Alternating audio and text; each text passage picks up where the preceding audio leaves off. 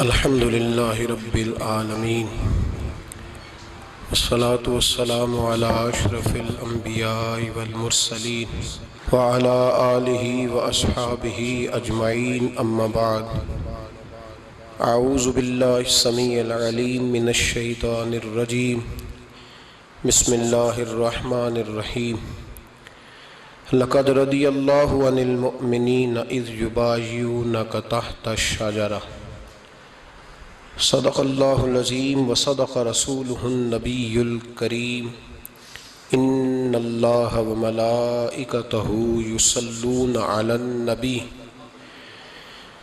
یا ایہا الذین آمنوا صلوا علیہ وسلموا تسلیما اللہم صلی علی سیدنا و مولانا محمد معدن الجود والکرم وآلہ وصحبہ وبارک وسلم۔ حمد الصلاۃ کے بعد امیر المومنین خلیفۃ المسلمین داماد مصطفیٰ صلی اللہ علیہ وسلم حضرت سیدنا عثمان غنی رضی اللہ تعالیٰ عنہ کی حیات مبارکہ کے حوالے سے چند باتیں آج گفتگو کا عنوان ہے۔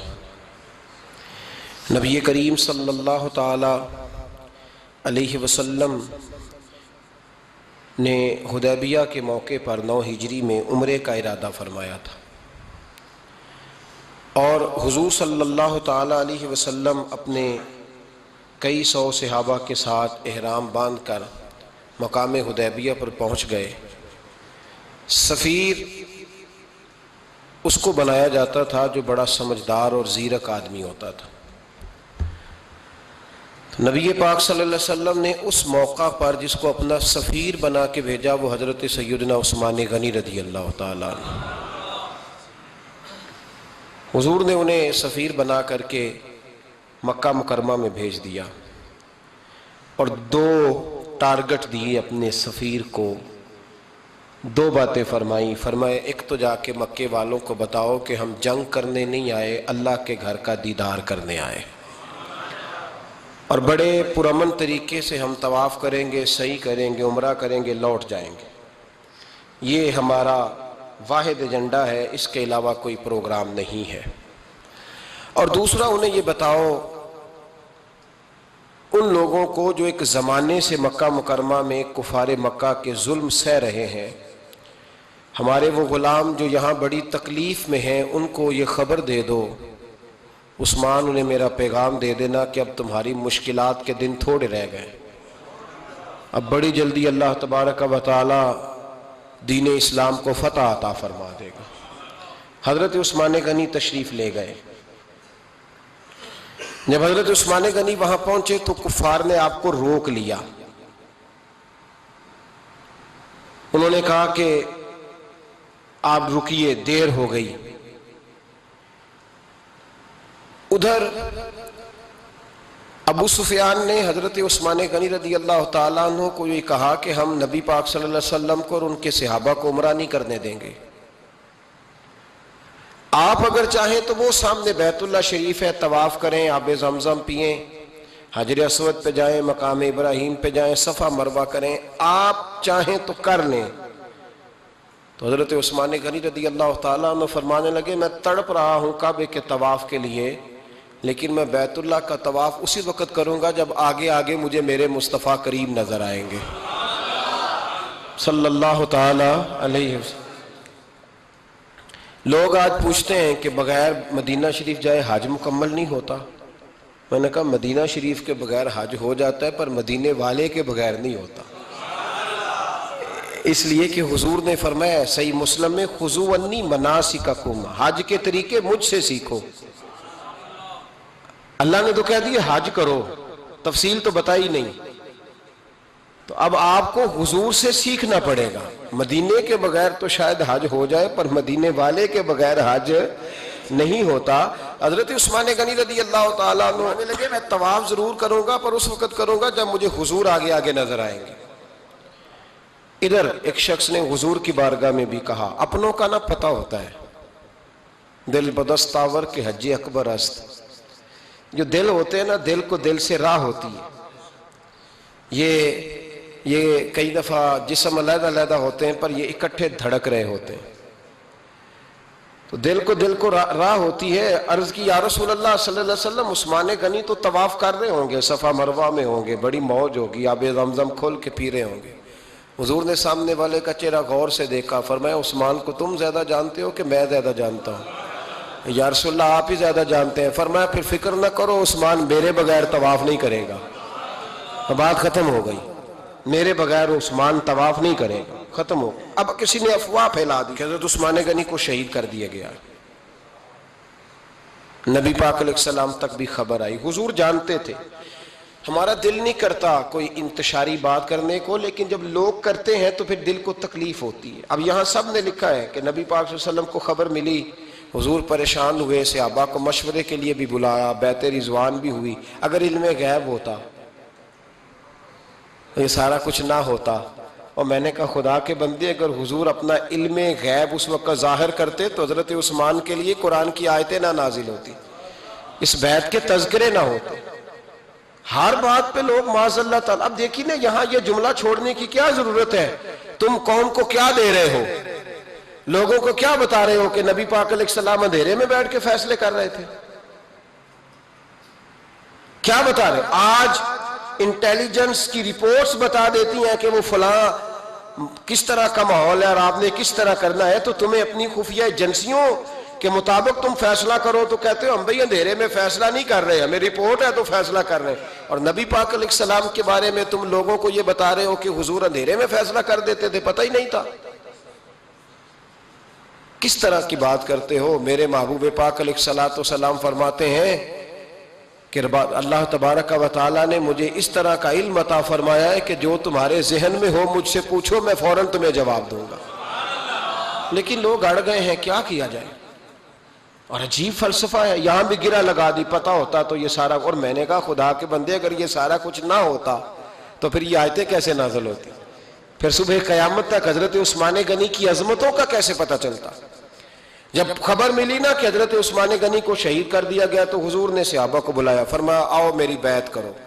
حالانکہ بیعت پہلے ہو چکی، آؤ دوبارہ بیعت کرو. یا رسول اللہ کس چیز کی بیعت کرنی ہے؟ تو نبی پاک نے فرمایا میرے ہاتھ پہ بیعت کرو کہ ہم عثمان غنی کے خون کا بدلہ لیے بغیر یہاں سے جائیں گے نہیں. ہم عثمان کے خون کا بدلہ لیے بغیر یہاں سے جائیں گے. اور حوالہ کسی نے دیکھنا ہو علامہ اسماعیل حقی کا تو میں دکھاؤں گا. جس شخص نے دوڑ کر سب سے پہلے نبی پاک کی بیعت کی وہ مولا علی شیر خدا تھے. کہ یا رسول اللہ جانا ہی نہیں عثمان کا خون کا بدلہ لیے بغیر. سب سے پہلے شیر خدا آگے بڑھے. آج لوگ انہی لوگوں میں اختلاف دکھانے کی کوشش کرتے ہیں، صحیح لا حاصل کرتے ہیں. سب سے پہلے دوڑ کر حضرت شیر خدا آگے بڑھے، کہا حضور میں بیعت کرتا ہوں. نبی پاک نے صحابہ کے ہاتھوں میں بیعت ہو رہی ہے. یہ وہ والا واقعہ نہیں جو اس چوک میں پیش آیا تھا، یہ وہ والا واقعہ نہیں جو میرے ساتھ ہوا تھا تو میں آپ کو سنا رہا ہوں. یہ وہ والا واقعہ ہے جو رب کو اتنا پسند آیا کہ اللہ نے قرآن پاک میں بیان فرما دیا ہے. اس کی اہمیت کا اندازہ لگائے کہ رب کریم کو اتنا محبوب ہے یہ انداز کہ قرآن میں بیان کیا. ایک درخت تھا، کانٹوں والا درخت، اس کو شارحین نے لکھا ہے. کچھ لوگ کہتے ہیں بیری کا درخت تھا. نبی پاک درخت کے نیچے بیٹھ گئے، فرمایا بیعت کرو سارے. کن کے لیے بیعت ہو رہی ہے؟ حضرت عثمان غنی کے لیے. ایک بیعت دین کے لیے ہوئی، قرآن کے لیے ہوئی، حدیث کے لیے ہوئی، اللہ کی توحید کے لیے.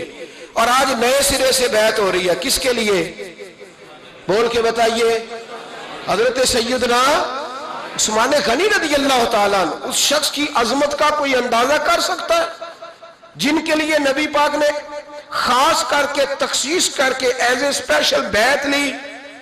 اور صحابہ نے جب بیعت کی تو اللہ کو اتنی پسند آئی کہ قرآن مجید کی سورہ فتح کی آیت نمبر 18 میں بیان کیا. فرمایا لقد رضی اللہ عن المؤمنین اذ یبایعونک تحت الشجرہ. فرمایا محبوب تحقیق اللہ ان مومنوں سے راضی ہے جو درخت کے نیچے آپ کی بیعت کر رہے تھے. تحقیق اللہ ان سے راضی ہوا، ان ایمان والوں سے جو درخت کے نیچے آپ کی بیعت کر رہے تھے. درخت کے نیچے تحت الشجرہ.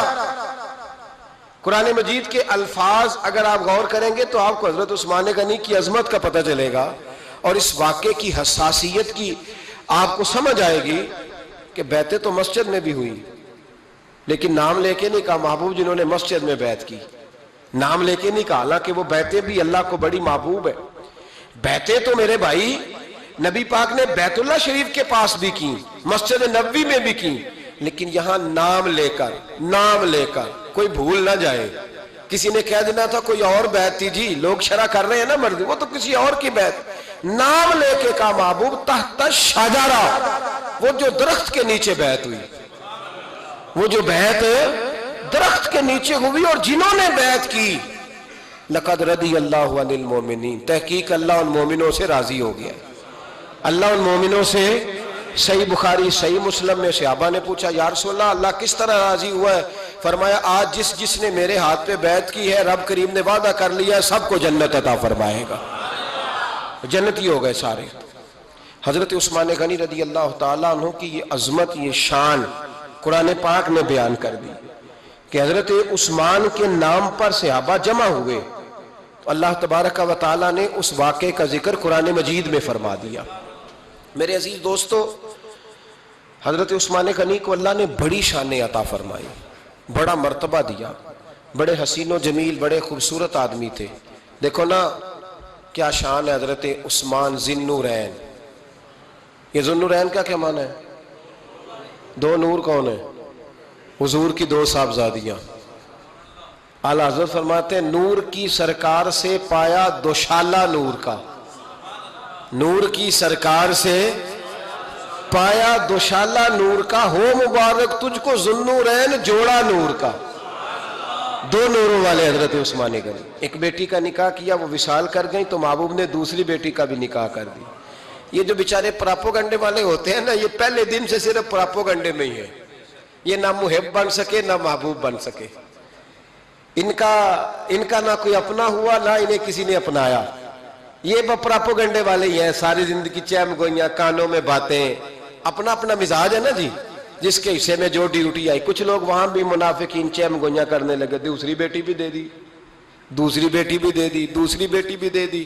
محبوب کے کانوں تک آواز گئی، فرمایا زیادہ باتیں نہ کرو، میری 40 بھی ہوتی.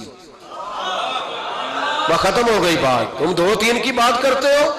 حدیث مبارکہ کے لفظ ہے، نبی پاک نے فرمایا میری 40 بھی ہوتی، ایک کے بعد دوسری انتقال کرتی رہتی، میں ساری عثمان کو دے دیتا. حد ہو گئی بھئی، اتنا بڑا مرتبہ. چیم گوئیاں نہ کرو، دوسری بھی دے دی، میری 40 بھی ہوتی. اس حدیث کا ترجمہ یہ ہے کہ محبوب فرماتے ہیں کہ مجھے عثمان پر اعتبار ہی بڑا ہے، مجھے عثمان پیارا ہی بڑا ہے، عثمان غنی کی عظمت ہی بڑی ہے.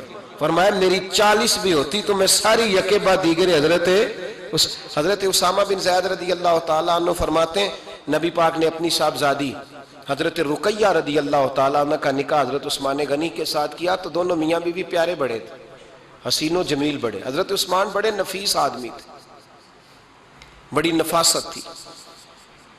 کپڑا سادہ پہنتے تھے لیکن لوگ کہتے ہیں کبھی ہم نے ان کے کپڑوں پہ دھبا نہیں دیکھا، چہرے پر اتنا سا گرد کا نشان نہیں دیکھا.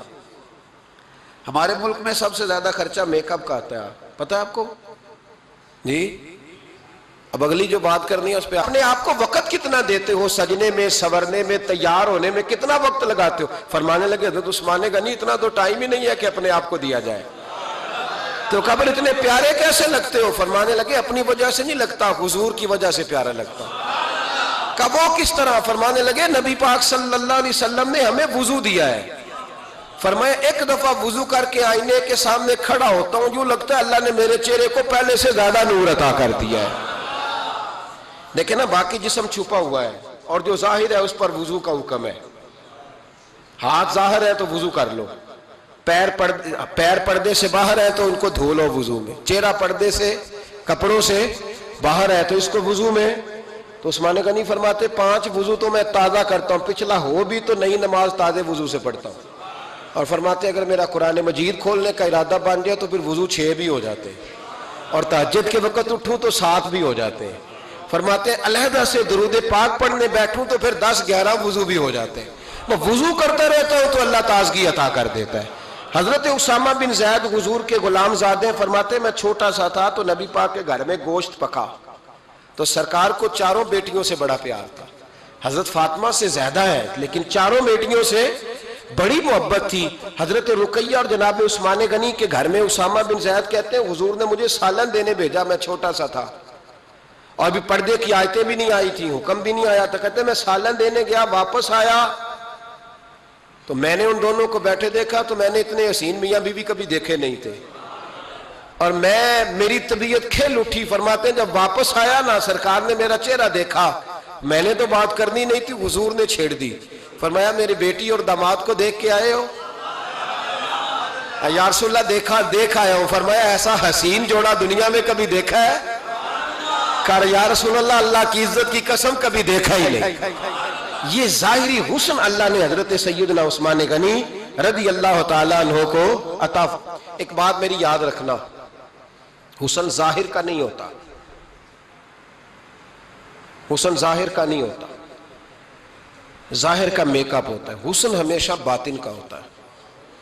جن لوگوں کے اندر معصومیت ہوتی ہے ان کے چہروں پہ بھی آئی جاتی ہے. کوئی نہیں سمجھ آئی شاید آپ کو. اندر اگر بندہ کڑوا ہونا, کسیلا ہو, چہرہ نہیں روشن ہوتا. اس کی دلیل حدیث میں موجود ہے. نبی پاک صلی اللہ علیہ وسلم سے صحابہ نے کہا یا رسول اللہ اللہ کا ولی کون ہوتا ہے؟ فرمایا جس کا چہرہ دیکھنے سے اللہ یاد آئے. تو ولایت کا تعلق دل سے ہے, چہرے سے نہیں. ولایت کا تعلق بولیے دل سے ہے, چہرے سے ولایت کا تعلق نہیں ہے. لیکن حضور نے دلیل کیا دی؟ چہرہ دیکھو تو اللہ یاد آئے. گویا محبوب نے فرمایا کہ دل اگر ولی کا ہو تو پھر اللہ تعالیٰ دل کی برکت سے چہرہ بھی نورانی عطا فرما دیتا ہے. چہرہ بھی نورانی. بہت سارے میں نے ایسے بزرگوں کو دیکھا جن کے رنگ گورے نہیں تھے پر نورانی تھے. ہمارے علامہ فیض احمد اویسی صاحب رحمۃ اللہ علیہ, میرے استاد گرامی, کا رنگ گورا نہیں تھا, لیکن جو بابا جی کو دیکھتا تھا فدا ہی ہو جاتا تھا. رنگ گورا نہیں تھا, گندمی تھا, لیکن کیا بات تھی چہرے کی معصومیت کی. تو یاد رکھیں حضرت عثمان غنی کے باطن میں جو حسن تھا, جو وقار تھا, وہ چہرے سے چھلکتا تھا. چند خوبیاں بڑی زیادہ تھی حضرت عثمان غنی میں, بہت زیادہ تھی چند خوبیاں. ایک بہت بڑی خوبی حضرت عثمان غنی کی جس کو نبی پاک نے بڑا چاہا, وہ تھا حضرت عثمان غنی کا سخی ہونا. مالا والے سخی نہیں ہوندے, مالا والے سخی ان کے پاس تو پیسہ وافر ہوتا ہے, کسی وقت 10,000 کا تعاون کاری دیتے ہیں کسی کے ساتھ, وہ سخی نہیں ہوتے. بھائی کسی ایک بندہ 1.5 کروڑ کی اسامی ہے تو کسی کو 20,000 کا تعاون کر دے, سخاوت تھوڑی ہے. کروڑوں روپیہ اس کے پاس پڑا ہوا ہے. مالا والے سخی, یہ میاں صاحب نے کہا, مالا والے سخی نہیں ہوندے. سخیاں کل مال نہیں ہوندا, سخیاں کل مال ہے, اس لیے کہ جمع کریں گے تو رہے گا نا, وہ سخی جمع کرتا ہی نہیں. مالا والے سخی نہیں ہوندے, سخیاں کل مال نہیں ہوندا. ایتھے اوتھے دوویں جہان نہیں, سخی کنگال نہیں ہوندا. حضرت عثمان غنی رضی اللہ تعالیٰ عنہ فرماتے ہیں کہ جس دن حضور نے تبوک کے لیے جیش اسرا کے لیے اعلان کیا نا, تو حضرت عثمان غنی فرماتے ہیں کہ حضرت ابو بکر صدیق تو سارا مال لے آئے تھے, جناب عمر آدھا لے آئے تھے, مولا علی شیر خدا نے جی کھول کے دیا تھا, لیکن 800 گھوڑے بما پالان کی ضرورت تھی. یعنی 800 فوجیوں کا خرچہ, اپنے لفظوں میں بات کر رہا ہوں. فوجی کا خرچہ کیا ہوتا تھا کہ فوجی کا گھوڑا بھی چاہیے, گھوڑے کے ساتھ کجاوا بھی چاہیے, تلوار بھی چاہیے, نیزہ بھی چاہیے, تیر بھی چاہیے, لوہے کی جیکٹ بھی چاہیے. حضرت عثمان غنی کہتے ہیں نبی پاک نے اعلان کرنا شروع کیا. ایک دفعہ اعلان کیا تو میں نے کہا حضور 200 فوجی کا خرچہ میرا. تو نبی پاک نے دوسری دفعہ اعلان کیا تو کوئی اٹھا ہی نہیں. جنہوں نے دینا تھا وہ تو سارا کچھ پہلے ہی دے چکے تھے, کوئی اٹھا نہیں. کہتے مجھے بڑا عجیب لگا کہ میرے مصطفیٰ اعلان کریں. حضرت عثمان غنی فرماتے ہیں, شاہ ولی اللہ صاحب نے ازالت الخفا میں لکھا ہے کہ یوں پکڑ کے کہتے ہیں میں نے اپنا گریبان پکڑ لیا, عثمان تیرے نبی کو اعلان کرنا پڑ رہا. کہتے 1000 فوجی کا خرچہ چاہیے تھا, 1000 کا. عثمان کہتے تیسری دفعہ حضور نے اعلان کیا تو کہا یا رسول اللہ 200 اور ڈال لے. سنو سخی کس کو کہتے ہیں. حضرت عثمان غنی رضی اللہ تعالیٰ عنہ فرماتے ہیں میرے پاس کل خرچہ میرے پاس 800 فوجیوں کا تھا, میں سارا کچھ بھی گھر سے لے آؤں تو 1000 میں پھر بھی پورا نہیں کر سکتا تھا. لیکن جب نبی پاک نے چوتھی دفعہ کہا نا کہ اٹھو بھائی ابھی خرچہ چاہیے, عثمان کہتے ہیں مجھے لگتا تھا میرے گریبان پھٹ جائے گا. یار میرے محبوب کو اعلان کرنا پڑ رہا ہے, عثمان غنی فرماتے میں اٹھ کے کھڑا ہوا، میں نے کہا حضور اب آپ نے اعلان نہیں کرنا، آپ 1000 ہی میرے کھاتے میں ڈال دیں، میں سب کا بندوبست کرا دوں گا۔ فرماتے میں نے 200 فوجی کا خرچہ پکڑ دکڑ کے پورا کیا۔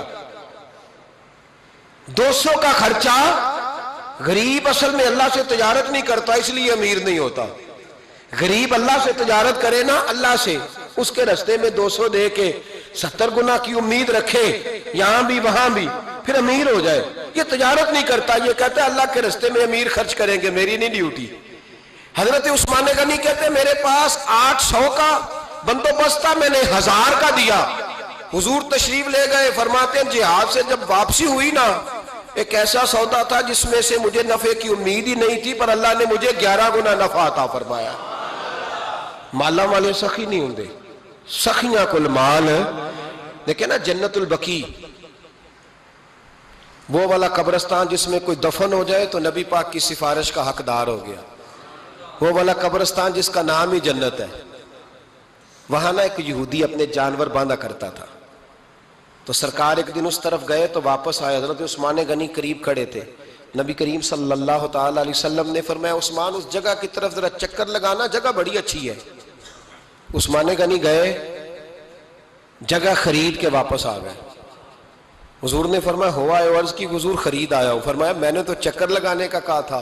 کہا یا رسول اللہ آپ نے یہ بھی تو فرمایا تھا جگہ بڑی اچھی ہے، تو جس کو آپ نے اچھا کہہ دیا یہودی کے پاس تو نہیں نہ رہنی چاہیے، تو میں نے خرید دی۔ شرم نہیں آتی لوگوں کو۔ حضرت عثمان کے بارے میں بات کرتے ہیں، جس قبرستان میں سیدہ پاک بی بی صاحبہ حضرت فاطمہ الزہرا آرام کر رہی ہے، وہ زمین حضرت عثمان نے تحفہ دی ہے۔ حیا نہیں آتی بات کرتے؟ شرم نہیں آتی؟ یہ صدقہ سیدہ فاطمہ کا ہی ہے، انہی کے لیے اللہ نے تحفہ دیا، اور اس کے پیسے حضرت عثمان غنی نے ادا کیے۔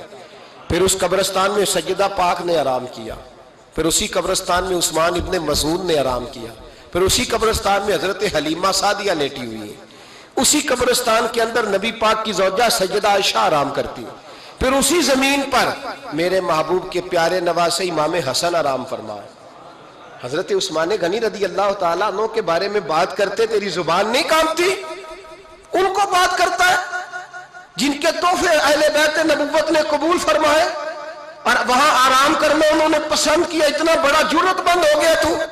حضرت سیدنا عثمان غنی رضی اللہ تعالیٰ عنہ سخاوت کی تو کمال کر دیا حضرت عثمان غنی، اور پھر ضرورت سے زیادہ پیسے دے کے۔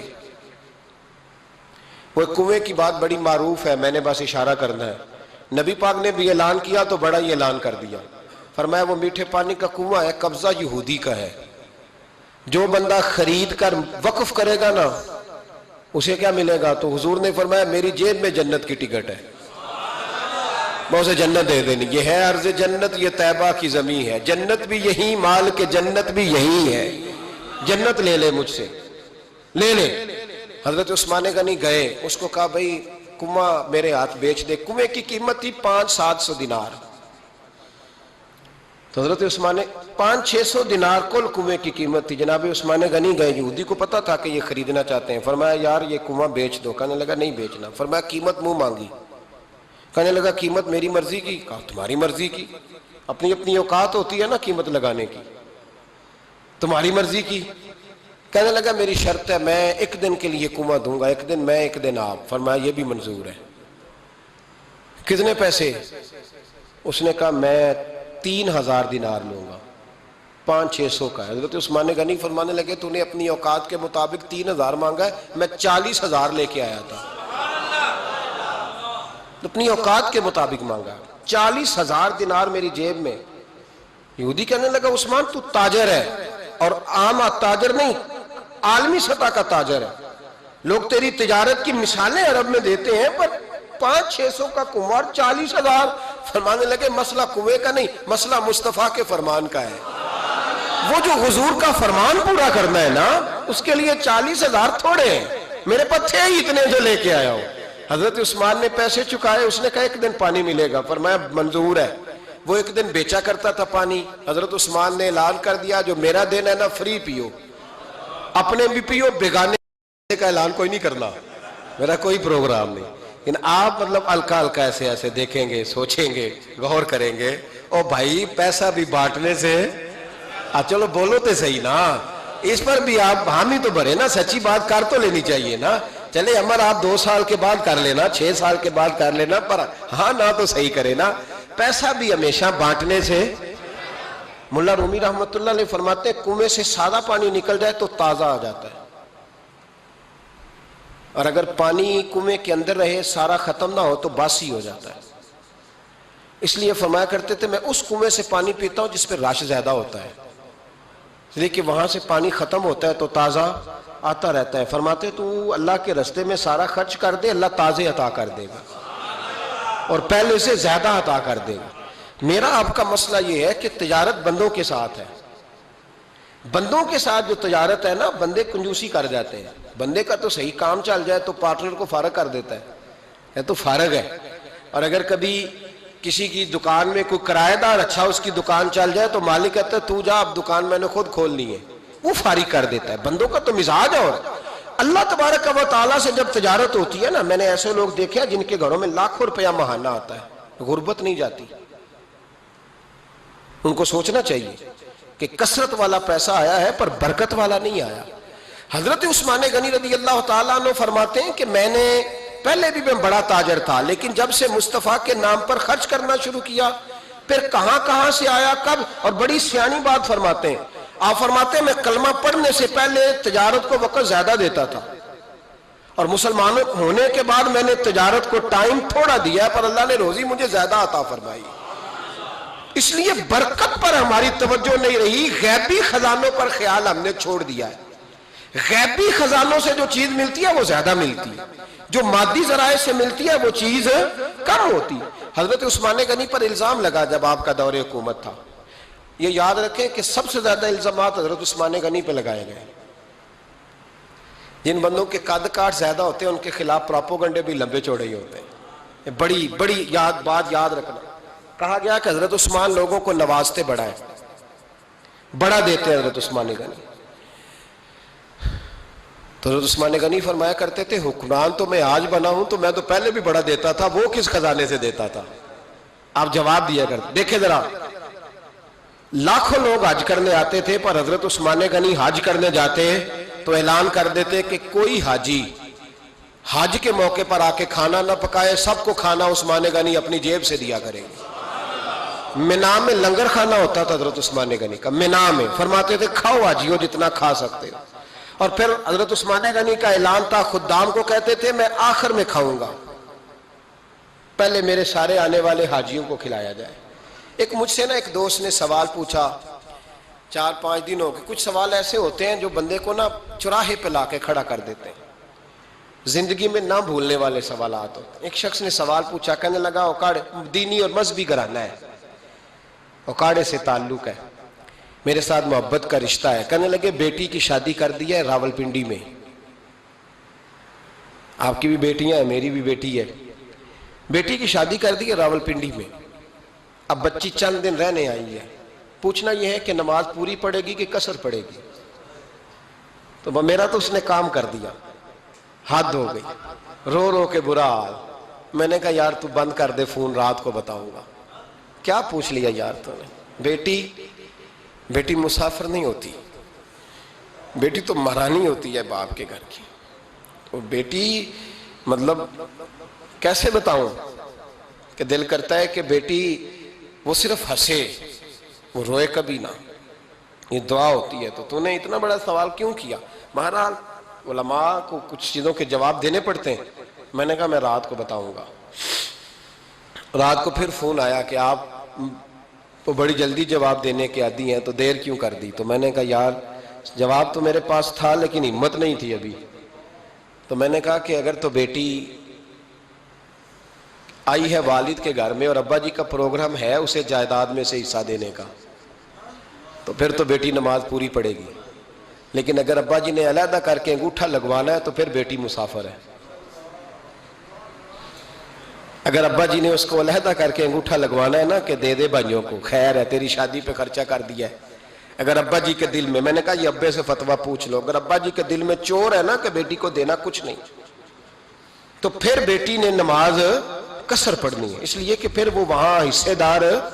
اس کی دلیل حضرت عثمان غنی رضی اللہ تعالیٰ عنہ حج کے لیے تشریف لے گئے تو لوگوں نے حضرت عثمان غنی سے کہا کہ نبی پاک بھی قصر نماز پڑھتے تھے، حضرت عمر بھی حج کے موقع پر قصر پڑھتے، حضرت ابو بکر بھی، آپ کیوں پوری پڑھتے؟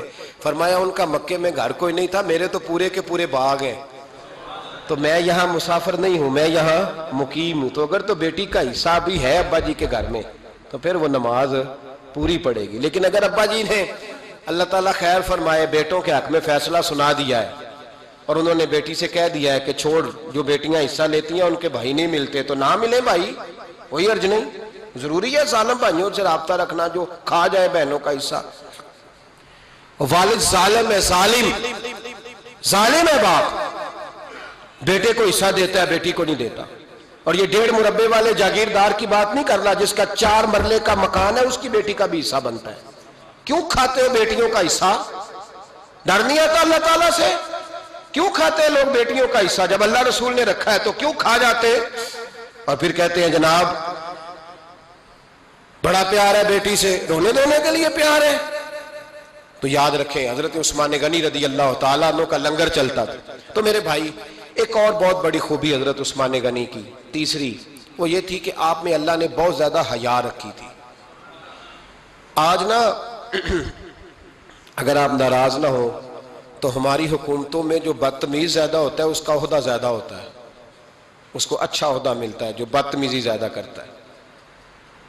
اور ہمارے ہاں نوجوان سمجھتے ہیں کہ کھل کے پھرنا، کھل کے کھانا، مرضی کا لباس پہننا۔ ہمارے ایک بزرگ فرمایا کرتے تھے جب سے پیسے لوگوں کے پاس زیادہ آئے ہیں لباس چھوٹے ہو گئے، پیسہ زیادہ آ گیا کپڑے جسموں پہ سکڑ گئے۔ لوگ سمجھتے ہیں کہ بس جو دل میں آئے کہہ دینے کا نام جمہوریت ہے، آزادی رائے ہے۔ حضرت عثمان غنی رضی اللہ تعالیٰ عنہ شرم و حیا کے پیکر تھے، بڑا پیسہ تھا، بڑا کچھ تھا، لوگ ڈرتے تھے، سردار بھی تھے، جو چاہتے کر سکتے، روب طاری ہوتا۔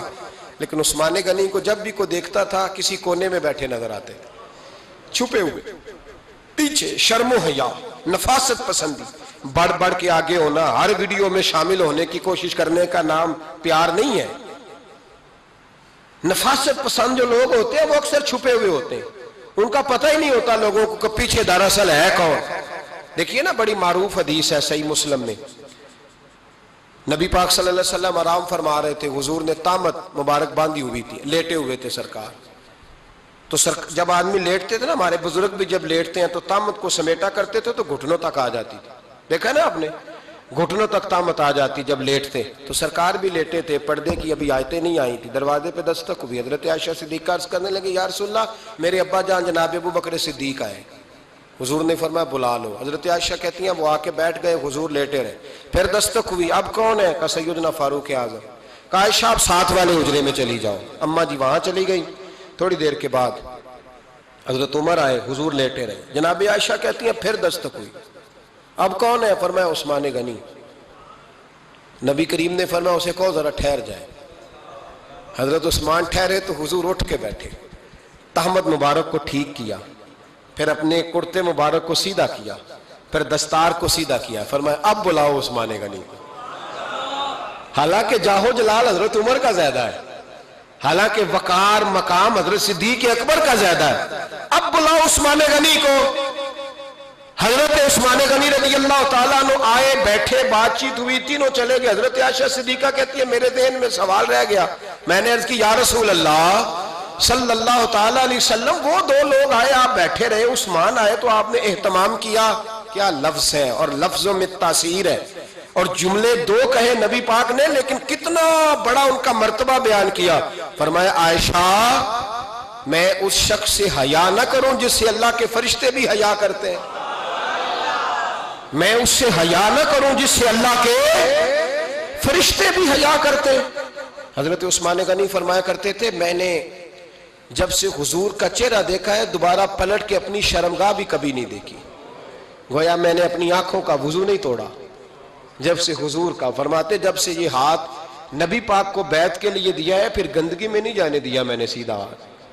حضرت عثمان غنی فرمایا کرتے تھے میں اپنے گھر کے اندر اپنے غسل خانے میں 4 دیواری کے اندر بھی کپڑوں سمیت غسل کرتا ہوں، مجھے حیا آتی ہے غسل خانے میں بھی کپڑے. اور سنو ایک اور بڑی بات اہم، آپ فرمایا کرتے تھے میری جو محرم عورتیں ہیں نا، محرم پھپھی خالہ، میری جو محرم عورتیں ہیں، فرمایا کرتے تھے میں نے کبھی ان کے بھی چہرے آنکھ بھر کے نہیں دیکھے، ان کے بھی چہرے کبھی میں نے آنکھ بھر کے نہیں دیکھے. جو میری محرم عورتیں ہیں پھپھی خالہ، فرماتے تھے ان سے بھی جب بات کرتا ہوں تو میں چہرہ جھکا کے. ہمارے ہاں تو کزن ایک دوسرے سے سلام لیتے ہیں، لڑکیاں لڑکے کزن ایک دوسرے سے سلام لیتے ہیں. بچیاں آیا کرتی تھی تو میری کبھی کبھی مجھے بتایا جاتا تھا، میں نے ایک پابندی لگا دی، بچیاں جب مدرسے میں آتی تھی کہ جو دور سے بچی آئے اس کو جس آدمی کا نام لکھا ہو بتایا جائے وہی لینے آئے. ایک دن مجھے اطلاع دی گئی کہ آپ تھوڑی دیر آئیں. میں گھر گیا تو مجھے بتلایا گیا کہ ایک بچی ہے تو اس کو جو پہلے لینے آتا تھا وہ نہیں آیا، کوئی اور آیا. میں نے اس کے بھائی کو فون کیا کہ آپ لینے نہیں آئے. کہنے لگے یہ کزن ہے ہمارا، اس کے ساتھ بھیج دیں، آپ ہمارا ہی کزن ہے، خالہ زاد ہے. میں نے کہا یار آپ کہاں ہو؟ کہنے لگے مجھے 20-25 منٹ لگ جائیں گے. تو میں نے کہا ابھی کلاسیں بھی جاری ہیں تو آپ ہی آ جانا خود ہی. میں نے کہا سب آپ بھیج دیں، مجھے اعتبار ہے اس پہ. میں نے اس کو ایک بات کہی جو آپ کو بھی کہتا ہوں، میں نے کہا یار تمہیں اعتبار ہے تو اللہ رسول کو اعتبار کیوں نہیں؟ انہوں نے کیوں غیر محرم بنایا ہے؟ عجیب تماشا ہے. مجھے پھپھی ذات پہ، خالہ ذات پہ، ماموں ذات پر اعتبار ہے، نبی پاک کو کیوں نہیں؟ آپ کو زیادہ پیار ہے لوگوں سے یا نبی پاک کو امت سے زیادہ پیار ہے؟ کیا مطلب تماشا ہے؟ کیا مزاج بنا لیا میں نے اور آپ؟ نبی پاک نے ایک شخص پر اعتبار نہیں کیا، فرمایا اس سے پردہ کرو. آپ نے اور میں نے کیسے کر لیا؟ نبی پاک نے خالہ ذات، پھپھی ذات، دیور پر، جیٹ پر، سالے پر، بہنوئی پر اعتبار نہیں کیا، پابندی لگا دی. تو نے کیسے کیا؟ تیرے دل میں زیادہ درد ہے، تو زیادہ دین کو سمجھنے لگا ہے، انسانیت زیادہ اچھل آئی ہے تیرے اندر. اعتبار کیا ہوتا؟ یاد رکھنا دنیا میں جتنے گھر تباہ ہوئے ان لوگوں کی وجہ سے نہیں ہوئے جن پر اعتبار نہیں تھا، ان کی وجہ سے ہوئے جن پر اعتبار تھا. گھر کا بیٹی لنکا ڈھائے، باہر والے آ کے کبھی بھی گھر میں کوئی نقب زنی نہیں کرتے، جب بھی کرتے اعتبار والے کرتے. میرے رسول پاک علیہ السلام کی وہ ازواج جن پر اللہ کو اتنا اعتبار ہے کہ رب کہتا ہے میرے محبوب کی بیویوں تمہاری جیسی دنیا میں دوسری ہے ہی کوئی نہیں. اللہ کو اتنا اعتبار ہے. لیکن ایک نابینا صحابی آئے تو حضور کی 2 ازواج بیٹھی تھی تو نبی پاک نے فرمایا پردہ کرو. یا رسول اللہ وہ تو نابینا ہے. فرمایا تمہیں تو نظر آ رہا ہے نا، تمہاری آنکھیں تو کھلی ہوئی ہیں. حضور کو اعتبار نہیں تھا. بس کر دیں. سب سے بڑا ظالم وہ ہے جو کہتا ہے مجھے بیٹی پہ اعتبار ہے. وہ ظالم ہے، وہ اپنی بیٹی کے ساتھ ظلم کر رہا ہے. جو کہتا ہے مجھے اعتبار ہے، کالج جا رہی ہے، یونیورسٹی جا رہی ہے، اکیلے آ جا رہی ہے، مجھے اعتبار ہے. یہ ظلم کر رہا ہے بچی کے ساتھ. وہ تو بچی ہے، اس کا تو ذہن کمزور ہے. ہو سکتا ہے صاف دل ہو لیکن سامنے جو شیطان چوکوں میں گلیوں میں دائیں بائیں گھوم رہے ہیں وہ تو صاف دل نہیں ہے نا، وہ تو معصوم طبع نہیں ہے نا.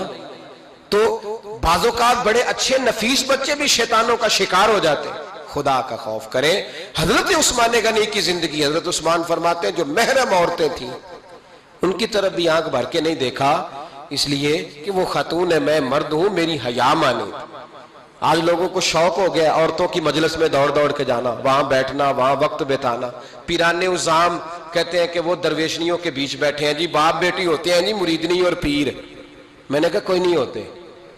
اس رشتے پر استدلال ہے. اعلیٰ حضرت فرماتے ہیں واجب ہے پردہ پیر اور مریدنی کا، یہ پردہ واجب ہے. اگر کوئی شخص اس طرح بے پردہ بیعت لے گا، بیچ میں بیٹھے گا تو اس کا تو مرید ہونا ویسے ہی حرام ہے، جائز ہی نہیں ہے. جو سارا دن تویز دھاگے کے لیے بیٹھا رہے اور بیویوں سے گفتگو کرتا رہے. خدا را حضرت عثمان غنی رضی اللہ تعالیٰ عنہ کی زندگی میں جو باتیں ہمیں بہت زیادہ ملتی ہیں ان میں نفاست ہے، آپ کی حیا ہے، سخاوت ہے. ایک بات اور سن لیں، بڑا ستایا گیا حضرت عثمان غنی کو، پراپوگنڈے کیے گئے، آپ کے خلاف مہم چلی. عبداللہ ابن سبا نے بڑی مہم جوئی کی آپ کے خلاف. یہودیوں نے مسلمانوں کا روپ دھار کر بڑا آپ کو ستایا، تکلیفیں دیں. جی آپ اپنے رشتہ داروں کو بڑا دیتے ہیں. فرمایا کرتے تھے جیب سے دیتا ہوں، مال خزانہ سے نہیں دیتا. حضرت عثمان غنی رضی اللہ تعالیٰ عنہ کو بڑا ستایا گیا. یہ واحد خلفائے راشدین میں خلیفہ ہے جن کا 40 دن پانی بند کیا گیا، کھانا نہیں آنے دیا گیا. لیکن کمال ہستی حضرت عثمان غنی کی. مولا علی جیسے شیروں نے جا کے کہا آپ اشارہ کریں، یہ جو آپ کے خلاف نکلے ہوئے ہیں تو ایک تلوار سے مار دیے جائیں گے. تو حضرت سیدنا عثمان غنی فرمانے لگے میں وہ والا مینڈا نہیں بننا چاہتا جس کی وجہ سے مدینے کی گلیاں رنگین ہو جائیں. امن کا کہا آپ خلافت چھوڑ دیں. فرمایا حضور نے کہا تھا اللہ تمہیں ایک قمیض پہنائے گا، لوگ اتارنا چاہیں گے تم نے اتارنی نہیں. صبر سے، حوصلے سے، اطمینان سے. یہ وہ واحد ہستی ہے حضرت عثمان غنی جنہوں نے شہادت قبول کر لی لیکن تلوار نہیں چلنے دی، لوگوں کو ایک دوسرے کے گلے نہیں کاٹنے دی. وہ شخصیت ہے حضرت عثمان غنی کی. لیکن بڑا ستایا گیا، بڑا پراپوگنڈا. مجھے بتائیے اس کے بارے میں اللہ قرآن کی آیتیں نازل کر دے اور جس کے بارے میں مصطفیٰ کریم ایک بار نہیں تین بار جنت کی بشارت عطا کر دے. کوئی بندہ ہمیں تاریخ بتائے، حوالے دے، کہانیاں سنائے تو ہم اس کی کہانیاں دیکھیں گے یا نبی پاک کا فرمان دیکھیں گے؟ بولیں، جا کے بولیں، جا کے. کسی کہانی پر کبھی بھی کان. بس ایک حدیث میں نے بڑی دفعہ سنائی ہے، پھر سناتا ہوں، ترمذی میں ہے. نبی پاک جنازگاہ تک گئے جنازہ پڑھنے.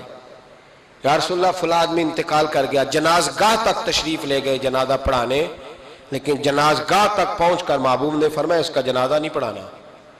یا رسول اللہ کیوں؟ فرمایا اس لیے کہ یہ عثمان غنی سے بغض رکھتا تھا. تو حضور تو اس کا جنازہ نہیں پڑھتے. خبردار کسی داستان پہ کان نہ دھریں. عقلیں دوڑاتے پھرتے ہیں لوگ، ایسے ہوا تھا تو ویسے ہوا تھا تو اس نے کہا تھا تو اس نے کہا تھا. ہمیں اس کی اس کی نہیں خبر، ہمیں تو مصطفیٰ کا پتہ ہے. جو حضور نے جن کی شان بیان کر دی ان کی شان پر ہم کسی تاریخ کا حوالہ مزید ضرورت محسوس ہے. بس اپنی طبیعت میں سادگی اور صفائی پیدا کریں، سخاوت پیدا کریں، حیا پیدا کریں.